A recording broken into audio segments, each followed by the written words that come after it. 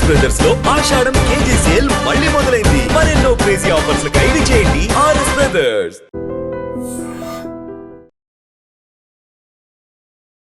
Welcome to IG news. This is Pawan. Rangareddy జిల్లాలో కొత్తూరు మండలంలోని పెంజర్లలో దారుణం చోటు చేసుకుంది. తోడబుట్టిన తమ్ముడి అక్కను అతి కిరాతకంగా చంపడం జరిగింది. అండగా ఉండాల్సిన తమ్ముడి అర్ధాయుషు కారణమయ్యాడు. అసలు మనుషులు మృగాల్లా ప్రవర్తిస్తున్నాడు. రక్తం పంచుకొని పుట్టిన వాళ్ళే ఈ విధంగా తయారవుతున్నారు. గత కొద్ది కాలంగా మనం చూస్తూనే ఉన్నాము. ఆ రక్త సంబంధికులే వాళ్ళ రిలేటివ్స్ని, వాళ్ళ బంధువుల్ని, వాళ్ళ కన్న తల్లిదండ్రుల్ని వీళ్ళని చంపడం జరుగుతుంది. అసలు ఎందుకు ఈ విధంగా తయారవుతున్నారో అర్థం కావట్లేదు. కానీ ఈ ఘటన విషయంలోకి వస్తే పెంజర్లలో జరిగింది. డిగ్రీ చదువుతున్న రుచితను వాళ్ళ తమ్ముడే అతి కిరాతకంగా ఫోన్ మాట్లాడుతుంటే వెనక నుంచి వైరు బిగించి ఆ ఉరి తీసి అదేవిధంగా కత్తితో పొడిచి చంపినాడు. అన్ని రోజులు ఇద్దరు కలిసే పెరిగినారు. కనీసం ఆ కృతజ్ఞత లేదు, ఆ బంధం లేదు. ఈ మధ్యకాలంలో ఫోన్ల వల్ల ఎక్కువగా అసలు బంధాలు బంధుత్వాలకి విలువలు లేకుండా పోతుంది. అసలు ఏం జరిగిందంటే, రుచిత అనే ఆమె డిగ్రీ చదువుతుంది. సో ఆ వ్యక్తి వేరే అబ్బాయితో ప్రేమలో ఉంది, ఆ ప్రేమ వ్యవహారం నడిపిస్తుంది అని చెప్పేసి ఇంట్లో కూడా తెలిసింది. ఇంట్లో వాళ్ళు భయం చెప్తున్నారు, కొంచెం భయపెట్టి వద్దు ఇలాంటిది మనం చేయడం అని చెప్పేసి చెప్తూనే ఉన్నారు. మరి ఏం జరిగిందో తెలియదు. ఆ రోజు పేరెంట్స్ లేరు. ఈమె ఫోన్ మాట్లాడుతుందని తెలుసుకున్న తమ్ముడు రోహిత్ అనే వ్యక్తి పరువు హత్యకు కారణమయ్యాడు. అంటే ఆమె ఫోన్ మాట్లాడుతుంటే మా పరువు పోతుంది, బయట మమ్మల్ని వేరే విధంగా అర్థం చేసుకుంటారు, ఆ చేతగాని వాళ్ళగా చూస్తారు అని చెప్పేసి, మరియు ఆ రోహిత్ అనే వ్యక్తికి చిన్న పిల్లాడు, ఆ ఫోటోలో మీరు చూడొచ్చు, కనీసం మెచ్యూరిటీ లేకుండా అంత చిన్న పిల్లాడు ఒక మర్డర్ కారణమయ్యాడంటే, ఒక నేరం చేయాలి అనే ఆలోచన, అది కూడా సొంత అక్కని చంపాలనే ఆలోచన అసలు ఆడి మైండ్లోకి ఎలా వచ్చిందో తెలియదు. కానీ ఈ విధంగా ఆ దారుణానికి పాల్పడ్డాడు.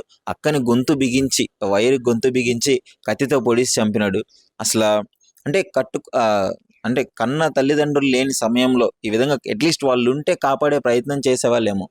ఇది నిజంగా చెప్తున్నాను, పెంచే విధానంలో కూడా చాలా తేడా ఉంటుంది.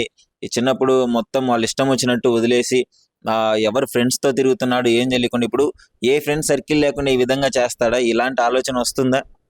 తిరిగి ఎవరితో తిరుగుతున్నాడు, ఏం చేస్తున్నాడు అనేది కూడా పేరెంట్స్ పట్టించుకోవాలి.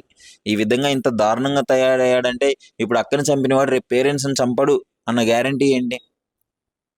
ఈ విధంగా తయారవుతున్నారు.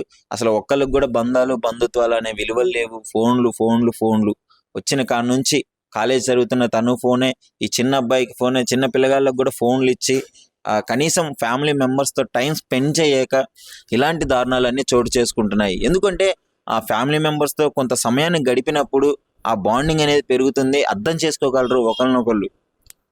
తమ్ముడు అనేవాడు ఎలా ఉండాలి, అక్కకి సపోర్ట్గా ఉండాలి. అక్క ఇది మనం తప్పు, ఇలా చేయడం తప్పు, మన తల్లిదండ్రులకి ఆ మాట వస్తుంది అని చెప్పేసి నచ్చజెప్పుకునే ప్రయత్నం చేయాలి.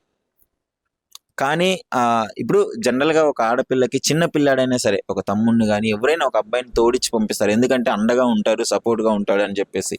కానీ ఇలాంటి దారుణాలకు ఒడిగడుతుంటే బయట సమాజానికి అసలు ఏం మెసేజ్ ఇద్దామనో అర్థం కావట్లేదు. కానీ సో దీన్ని బట్టి అక్క చనిపోయింది, అక్కడ పడేసి వెళ్ళిపోయాడు. తర్వాత పేరెంట్స్ వచ్చే టైంకి పాపం ఆమె కింద పడి చనిపోయింది.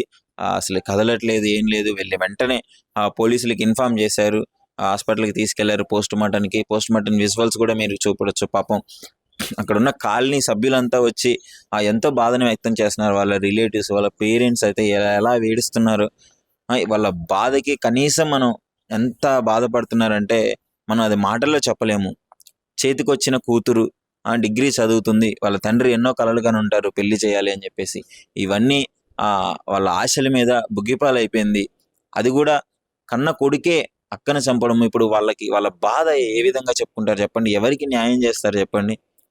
ఇలాంటి బాధని తల్లిదండ్రులకి ఇచ్చిన అసలు వీళ్ళని మనిషి అనాలా లేకపోతే ఇంకేమనాలా అర్థం కావట్లేదు. కానీ తల్లిదండ్రులకి బతికుండగానే నరకం చూపిస్తున్నారు ఈ మధ్య కాలంలో ఉన్న కొంతమంది యువత వాళ్ళ వికృత చేష్టల వల్ల. సో దీన్ని బట్టి పోలీసులకి కంప్లైంట్ ఇచ్చారు. ఇచ్చిన తర్వాత వాళ్ళు దర్యాప్తు చేస్తున్నారు. కంప్లైంట్ అయితే ఖచ్చితంగా అతనే చంపాడు, వాళ్ళ తమ్ముడే రోహిత్ చంపాడు అని చెప్పేసి వాళ్ళు కంప్లైంట్లో పేర్కొనడం జరిగింది.